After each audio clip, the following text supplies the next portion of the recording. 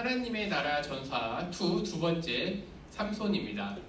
한번 불러볼까요? 시작. 온니엘의 우삼갈 드보라 기드온 아비멜렉 돌라야일 입다 입사넬로 납돈 삼손 엘리. 네, 오늘의 말씀은 사사기 16장 23절에서 31절 말씀이고요. 오늘은 삼손에 대해서 함께 말씀을 들어보겠습니다. 자, 이거 혹시 가방, 네, 그리고 박영훈 선생님이랑 딱 오면서 얘기를 했어요. 가방 얘기를. 삼손이라고 하는 게 이 샘소나이트하고 무슨 연관인가 하니까, 이 가방을 원래 만들었던 사람은 미국에서 이제 유대인이 만든 건데, 이 사람이 제시 슈웨이더라고 하는 사람이에요. 원래는 그래서 슈웨이더 트렁크 이제 이런 가방을 만든 회사인데, 이 사람이 어느 날 보다가 이게 원래는 삼손의 이름을 딴 가방이 있었어요. 그게 이제 샘소나이트 시절 팔리니까 아예 회사명을 바꿨어. 그래서 샘소나이트라고 하는 건 삼손. 그러니까 우리나라로 넘어오면서 샘소나이트인데, 어쨌든 뭐 이제 우리를 따지면 삼손, 이거 이제 IT는 이제 전묘죠. 그래서 삼손을 따르는 사람들 뭐 이런 식의 걸 번역할 수 있죠. 그래서 샘소나이트는 사실은 삼손에서 왔다고 하는 거죠. 이제 이 가방 얘기를 왜 하냐라고 하니까, 오늘 이제 설교의 큰 주제 중에 한 명이 이제 삼손인데, 그만큼 뭐 든든하다, 튼튼하다라는 뜻으로 이 가방을 만든 거죠. 이제 우리가 삼손에 대해서 좀, 그리고 사사기에 대해서 배우고 있는데, 이스라엘 지도를 보면 이렇게 생겼습니다. 그래서 여기 갈릴리, 요단강 사해가 있고요. 각 지역마다 이제 사사들이 활동을 했는데, 오늘 우리가 볼 이제 사사는 삼손입니다.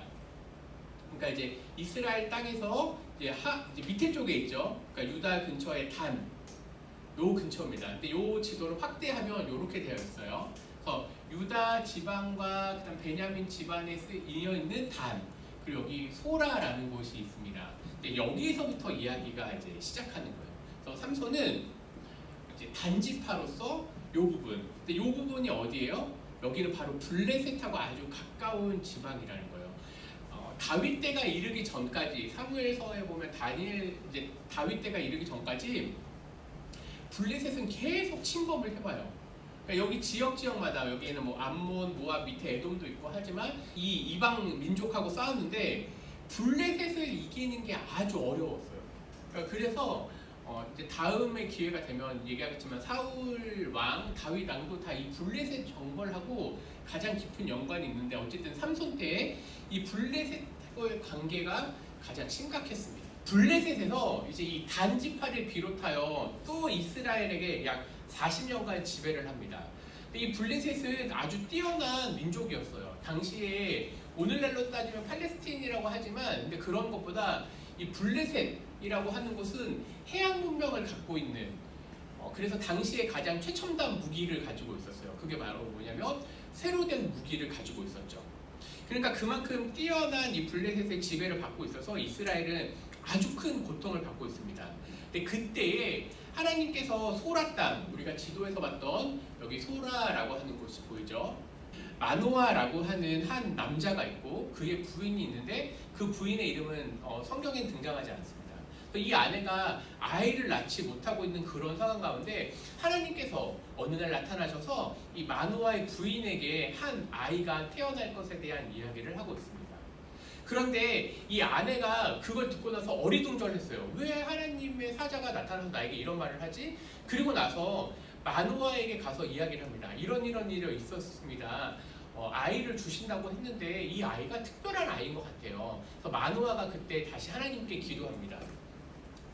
13장 4절에서 5절입니다. 13장이죠. 포도주와 독주를 마시지 말며 어떤 부정한 것도 먹지 말지니라. 아들을 낳으리니, 이제 지금 여호와의 사자가 마노아의 부인에게 얘기하는 거예요. 13장부터 16장이 삼손이에요. 마노아의 부인에게 나타나서 포도주와 독주를 마시지 말며 어떤 부정한 것도 먹지 말지니라. 아들을 낳으리니, 이제 마노아의 부인에게 얘기하는 거죠. 그의 머리에 삭도를 대지 말라. 오늘날로 얘기하면 이제 바리깡 같은 거, 머리를 하는 거, 머리로 밀지 말라. 이 아이는 태에서 나옴으로부터 하나님께 바쳐진 나시린이 됨이라. 그래서 오늘은 나시린이라는 주제를 좀 다루겠죠.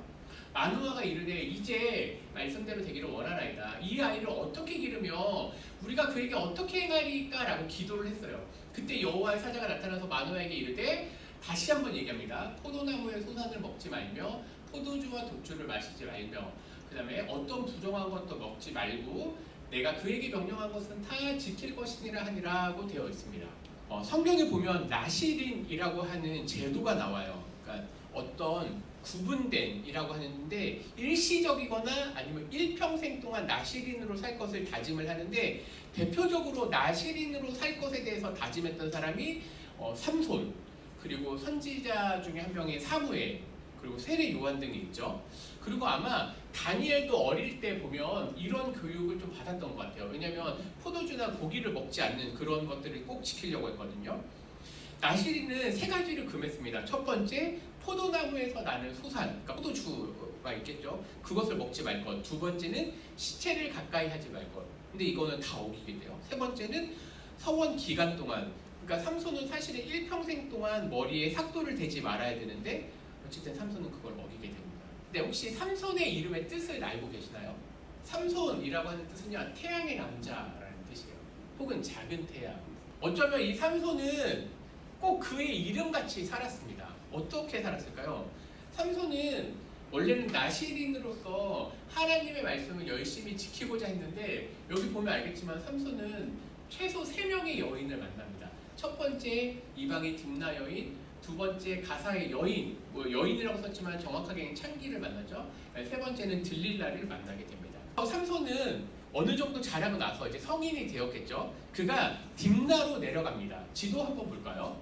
여기가 있거든요. 여기가 딥나예요. 근데 여기서 보시면 이렇게 대각선이 이제 치어져 있는데 여기는 이제 블레셋이 지배한 곳이에요. 여기는 이제 순수하게 단지파가 살았고 이쪽으로 내려가서 이 블레셋 여인 중에 한 명인 혹은 블레셋 여인은 아니지만 이방 여인인 딥나 여인을 만나게 됩니다.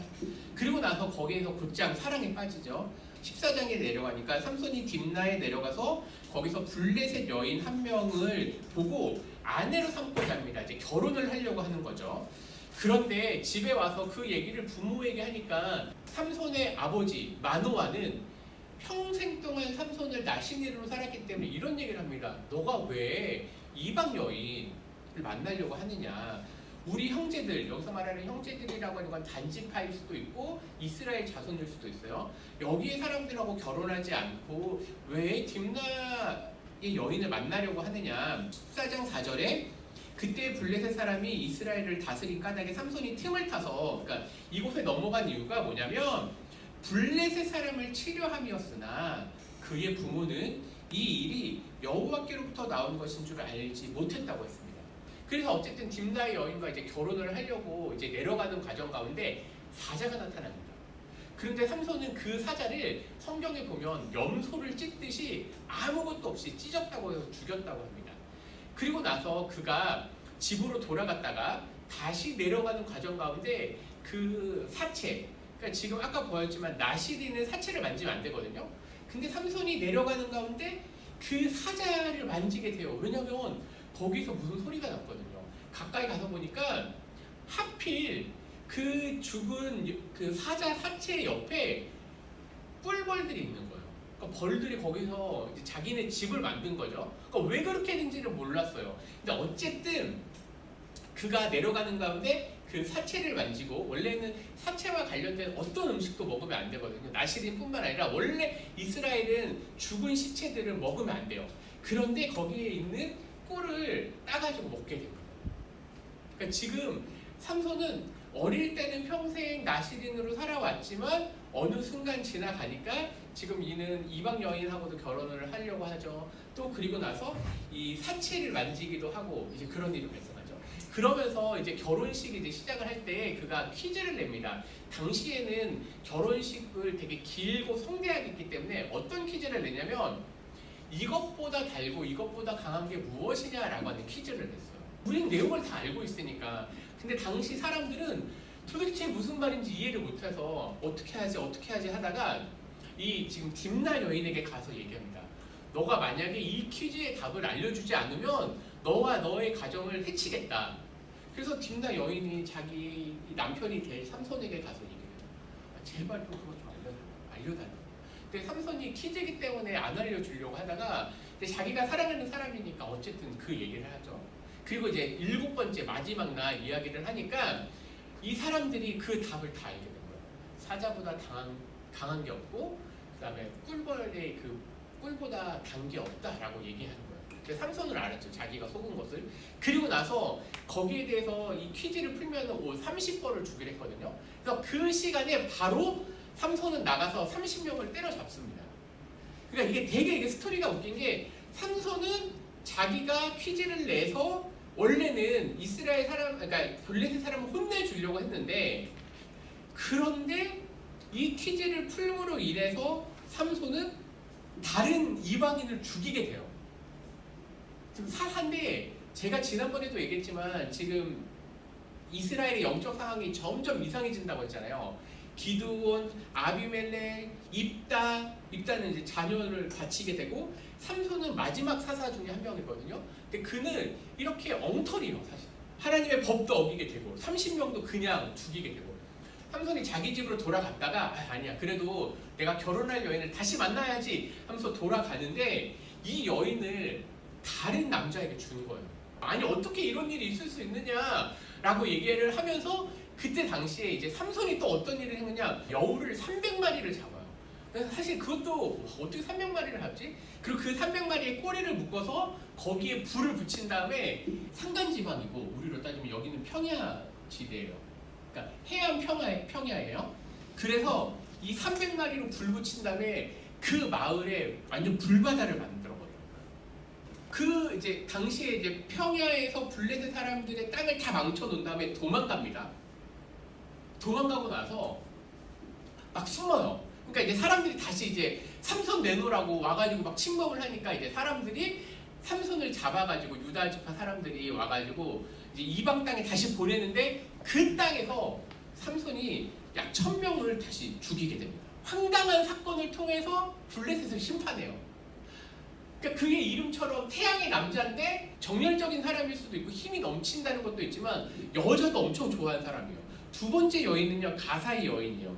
여기에서 가사, 네 여기까지 이제 내려가죠.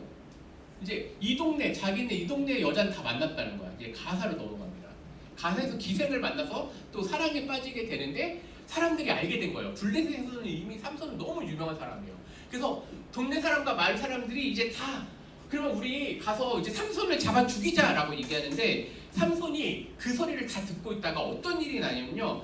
16장 3절에 보니까 삼손이 밤중까지 일부러 누워있다가 밤중에 일어나서 왜냐면 이제 사람들이 쳐들어오려고 하거든요. 그때 나가서 성 문짝들과 두 문설주에서 문빗장을 빼내. 남대문, 동대문 갔잖아요. 그 문짝을 떼낸 거야. 그리고 그것을 어깨에 메고 어디까지 가요? 헤브론 앞산 꼭대기까지 갑니다. 그러니까 이제 사람들이 삼손 하면 블레셋 사람들에게는 두려움의 대상이에요. 여태까지는 뛰어난 어떤 사사들이 있었고 거기를 따르는 병사들이 있었는데 하나님의 영이 함께하는 삼손은 그 한 사람이 어느 정도 위대했냐면 이 블레셋 사람들 전체가 삼손 하나를 당해내지를 못한다는 거예요. 그러니까 그 정도로 지금 삼손은 이 한 사람, 그러니까 작은 태양이라고 하는 말이 어떤 거예요? 당시의 태양은 가장 크고 위대한 거잖아요. 그런 것 중에 삼손이라는 거예요. 그리스 신화로 보면 제일 힘센 사람이 이제 헤라클레스가 있잖아요. 그러니까 헤라클레스에 비교할 만한 사람이 사실은 삼손이었던 거죠. 마지막 사건 들릴라입니다. 삼손이라고 하는 건 태양의 남자, 작은 태양인 거고 들릴라는 그 이름의 뜻이 요염하다라는 뜻이에요. 그래서 영어에서도 이 들릴라는요 관능적인 몸매 혹은 유혹하는 악한 여자를 상징하는 대명사로 들릴라라고도 쓰이게 됩니다. 이제 삼손은 세 번째 여인을 만납니다. 딥나의 여인, 가사 여인, 그리고 딜릴라를 만납니다. 보세요. 당시 삼손은 가장 뛰어난 오늘날로 따지면 BTS 같은 거야. 모든 여인이 좋아할 만한 사람인 거야. 삼손은. 삼손이 또 다른 마을에 가서 여인을 사랑하는데 딜릴라라고 합니다. 근데 블레셋 사람들이 이 사람을 또 잡고 싶은 거야. 이제 블레셋 사람들은 삼손만 죽일 수 있으면 그 어떤 방법을 써도 되는 거죠. 삼손은 딜릴라랑 사랑에 또 빠집니다. 그리고 나서 이제 딜릴라를 통해서 삼손을 잡으려고 하면서 블레셋 사람들이 은 1100개를 너에게 주겠다. 그러니까 어마어마한 돈이죠. 그래서 그거를 너에게 줄 테니까 삼손의 힘의 근원이 어디인지 알아보라고 얘기를 합니다. 그래서 딜릴라가 맨날 삼손만 만나면 제발 좀 알려달라는 거예요. 7절에 보니까 삼손이 그에게 이르되 만일 마르지 아니한 새 활줄 7으로 나를 결박하면 내가 약해진다라고 얘기했어요. 8절에 보니까 블레셋 사람의 방백들이 마르지 아니한 새 활줄 7을 딜릴라에게 갖다 줍니다. 그리고 그것으로 삼손을 결박하고 이제 이미 사람을 매복시켰어요. 이제 삼손이 힘만 없다 그러면 바로 잡아야지. 그래가지고 이제 딜릴라가 얘기합니다. 삼손이요, 블레셋 사람들이 당신을 잡으러 왔습니다. 그런데 삼손이 어떻게 해요? 바로 그냥 끊어버리는 거예요. 이게 줄 7개인데 그걸 바로 끊어버리는 거죠. 그러니까 딜릴라가 또 눈물로 막 하는 거예요. 아니 나를 이렇게 속일 수가 있느냐.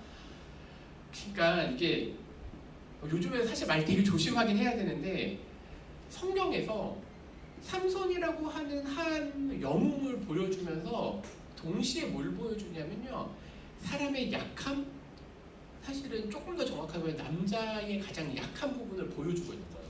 그러니까 지금 삼손은 가장 위대한 영웅이면서 동시에 가장 약한 한 사람을 보여주고 있는 거예요. 힘적으로는 아주 강한 사람인데 내면적으로는 아주 약한 사람인 거죠. 드릴라가 눈물로 막 얘기하니까 또 얘기하는 거예요. 삼손이 얘기하게, 사실 내가 힘을 못 쓰는 거는 새 밧줄들로 나를 결박하면 내가 힘이 빠져. 그러니까 드릴라가 또 새 밧줄을 가지고 아무것도 안 쓴 정말로 새로 한 것들을 블레셋 사람들과 함께 만들어서 가게 또 묶습니다. 그리고 나서 블레셋 사람들이 잡으러 왔어요 라고 하니까 어떻게 됐을까? 또 한 번에 끊어버리는 거예요. 그러니까 또 딜릴라가 눈물로 어떻게 나를 이렇게 속일 수 있느냐. 근데 삼손은 평생 하나님 말씀대로 살겠다고 작정했기 때문에 그래 알겠어. 그러면은 한 번만 더 얘기를 해줄게요. 삼손이 뭐라고 하면 나의 이 머리털 7가닥을 배틀의 날실에 섞어 짜면 된다. 그래서 이게 너무 웃긴 건데 딜릴라가 아마 삼손이 자고 있었겠죠. 머리털을 배틀처럼 묶게 됩니다. 그런데 삼손에게 또 들이닥쳤다고 하니까 삼손이 잠이 깨어서 그 임재 이번에는 머리털로 끊어버리는 것뿐만 아니라 배틀 다 망가뜨렸겠죠. 그리고 나서 또 들리려고 우는 거예요. 아니 어떻게 나를 3번씩이나 속일 수 있냐고. 근데 오늘 성경에는 읽지 않지만 이 16절에 보면 날마다 그 말로 그를 재촉하여 조름에 성경에는 뭐라고 되어 있는지 제가 한번 볼게요. 16절에 이렇게 되어 있습니다. 삼손의 마음이 번뇌하여 죽을 지경이라 라고 되어 있어요. 그러니까 지금 이게 그러니까 이런 거예요. 내가 삼손을 보면서 어떤 생각을 하냐면 남자들이 어떤 걸 조심해야 될까라고 생각을 한대요. 그러니까 삼손은 어떻게 따지면은 청년인 거예요. 청년. 뭐 성인일 수도 있고. 근데 이 한 사람이 그러니까 사랑에 빠졌어. 너무 강하고 위대한 사람인데 한편으로는 너무 연약한 사람인 거야. 그래서 딜릴라를 너무 의지하고 싶어. 그러니까 딜릴라가 막 얘기만 하면은 삼손은 원칙이 있는 사람이 아닌 거야 사실. 그러니까 딜릴라가 말할 때마다 계속 거기 속아주고. 그러니까 16절에는 뭐예요? 막 죽을 지경이라는 거야. 왜냐면 자기는 딜릴라가 너무 좋은데 딜릴라가 매일 유혹하니까. 그래서 17절에 뭐라 그래요? 삼손이 진심을 드러내요. 이제는 안 속이는 거야. 그러니까 이제 진짜 자기 비밀을 얘기하는 거죠. 그에게 이르되 내 머리 위에는 삭도를 내지 아니하였다. 이는 내가 모태에서부터 하나님의 나시린이 되었습니다. 만일 내 머리가 밀리면 내 힘이 내게서 떠나고 나는 약해져서 다른 사람과 같으리라 라고 얘기를 합니다. 그리고 나서 딜릴라가 이제 안 거예요. 이번에는 삼손이 진짜 얘기해주고. 그리고 나서 이제 수많은 명화들과 그림들과 영화들이 패러디를 한 게 뭐예요? 정말로 삼손의 머리를 밀게 됩니다. 그리고 그를 묶게 되죠. 18절 딜릴라가 삼손이 진심을 다하여 주므로 블레셋 방백들이 손에 은을 가지고 그 여인에게로 올라오게. 딜릴라가 삼손에게 자기 무릎을 베고 여태까지는 그냥 재웠어. 근데 이번에는 이런 표현은 그렇지만 확실히 이 삼손을 끝내려고 무릎으로 베게 하고 자게 하고 사람을 불러 그의 머리털 7가닥을 밀고. 그러니까 여기서 가닥이라는 거 한 가닥 두 가닥이 아니에요. 아마 머리를 묶었을 거예요 당시에. 가닥을 밀고 괴롭게 하여 본즉 그의 힘이 없어졌더라. 들릴라가 이르되 삼손이여 블레셋 사람이 당신에게 왔습니다. 삼손이 잠을 깨서 원래는 팍 끊어야 되는데 뭐라고 됐어요? 전과 같이 나가서 몸을 떨치리라 하였으나 여호와께서 이미 자기를 떠나신 줄을 깨닫지 못하였더라. 그리고 나서 21절 블레셋 사람들이 그를 붙잡아 그의 눈을 빼고 가사에 내려가 이제 삼손은 아무 힘도 없게 된 사람이죠. 근데 성경은 거기에서 끝나지 않았습니다. 22절에 보니까 그는 이제 비참한 신세로 전락했죠. 근데 22절은 뭐라고 되어 있냐면 그의 머리털이 밀린 후에 다시 자라기 시작하니라. 성경에서는 이게 아주 작은 절수 한 절인데 이게 항상 반전을 주는 거예요. 삼손은 이제 자기의 모든 것을 잃고 그리고 나서 맷돌을 돌리는 신세로 전락합니다. 당시에 블레셋을 정복했던 위대한 화가로 끝낼 수 있었으나 그는 들릴라에게 빠져서 모든 것을 잃어버리고 그리고 나서 그는 그렇게 비참하게 죽는 것처럼 보였지만 성경은 그의 머리가 다시 자라기 시작한다고 하고 있습니다. 그리고 나서 어느 날 블레셋 사람들이 이제 모여서 우리가 삼손을 좀 놀리자. 우리가 여태까지 너무 좀 당했으니까 삼손을 좀 놀려보자라고 얘기하면서 이제 삼손을 불러냅니다. 막 희롱했겠죠. 그리고 나서 삼손은 사실 비참했을 거예요. 그런데 삼손에게 어떤 이야기가 있는지 한번 볼까요? 22절 그의 머리털이 밀린 후에 다시 자라기 시작하니라. 블레셋 사람의 방백들이 이르되 우리의 신 우리의 원수 삼손을 우리 손에 넘겨주었다고 다 모여 그들의 신 다곤에게 큰 제사를 드리고 즐거워하고 백성들도 삼손을 보았으므로 이르되 우리의 땅을 망쳐놓고 우리의 많은 사람을 죽인 저 원수를 우리가 이제 죽이자라고 얘기를 해요. 근데 그때 삼손이 뭐라고 얘기해요? 자기 손을 붙든 소년에게 이르되 나에게 이 집을 버틴 기둥을 찾아 그것을 좀 의지하게 하라. 그러니까 삼손은 가장 위대한 사람이었지만 아무것도 없이 그리고 그저 그냥 다른 사람의 손에 끌려가서 기둥 사이에 놓게 됩니다. 한편으로는 왼손, 한편으로는 오른손이 있었겠죠. 그러면서 삼손이 기도합니다. 삼손이 여호와께 부르짖어 이르되 우리 같이 한번 읽어볼까요? 주 여호와여 구하옵나니 나를 생각하옵소서. 하나님이여 구하옵나니 이번만 나를 강하게 하사 나의 두 눈을 뺀 블레셋 사람에게 원수를 단번에 갚게 하옵소서 하고 삼손이 그 두 기둥을 힘으로 이제 밀어냅니다. 그리고 삼손이 이르되 블레셋 사람과 함께 죽기를 원하노라 하고 힘을 다하여 몸을 굽힘에 그 집이 무너져 여기 밑에 보니까 뭐라고요? 삼손이 죽일 때에 살아있을 때보다 더 많은 사람을 죽이게 됩니다. 사실은 삼손 이야기는 제가 좀 재미없게 얘기해서 그렇지만 영화로도 되게 많이 나왔어요. 그러니까 삼손 이야기는 오늘날 들어도 되게 재밌는 얘기예요. 왜냐하면 위대한 용사처럼 보이지만 항상 여자 문제가 껴있고 무엇인가 잘난 것처럼 보이지만 아주 연약한 사람. 그런데 하나님이 더 놀라운 건 바로 그런 삼손을 쓰셨다는 거예요. 그러면 우리는 이런 질문을 하게 되는 거죠. 그러면 우리도 그 위대한 사람 삼손의 길을 가야 하는가? 그렇지 않다는 거예요. 삼손은 가장 당시에 영적으로 타락한 순간에 그 중에 힘이 뛰어난 용사였어요. 그런데 우리는 그 뛰어난 용사를 봐야 되는 게 아니라 바로 삼손을 사용하신 하나님을 봐야 되는 거죠. 그래서 삼손이 기도했던 것처럼 우리도 그런 기도를 할 수 있어요. 하나님 나를 생각해 없어서, 하나님 나를 강하게 하옵소서. 그래서 원래 삼손이 가야 했던 길, 나시린의 길, 또 다른 말로 얘기하면 우리는 오늘날 그리스도인의 길을 가야 된다는 거죠. 그러면서 우리는 하나님 앞에 기도하게 됩니다. 하나님 나를 사용하여 주옵소서. 하나님 뜻을 이루어 주옵소서. 하나님 나를 거룩하게 하옵소서라고 기도해야 되겠죠. 우리가 오늘날 이 성경을 보면서 생각하는 것은 위대한 전사 삼손입니다.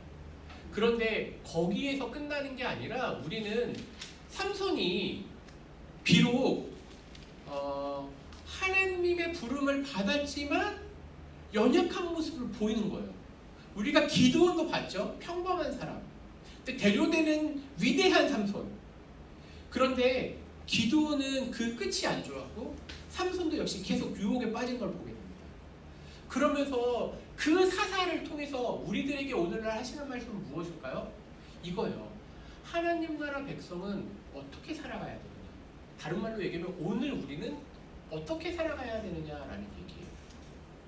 어떤 사람은 위대한 용사로, 어떤 사람은 평범한 사람으로, 그런데 그 속에서 우리가 계속 어떤 길을 가야 되는지 질문하고 있는 거예요. 저는 오늘 특별히 나시린이라고 하는 걸 통해서 얘기하고 싶은 건 이거예요.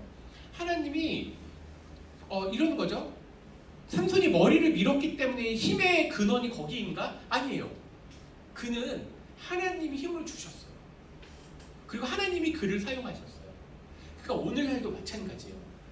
삼손, 기드온 위대한 사람으로서 보는 게 아니라 우리를 사용하시는 하나님을 보게 하는 거예요.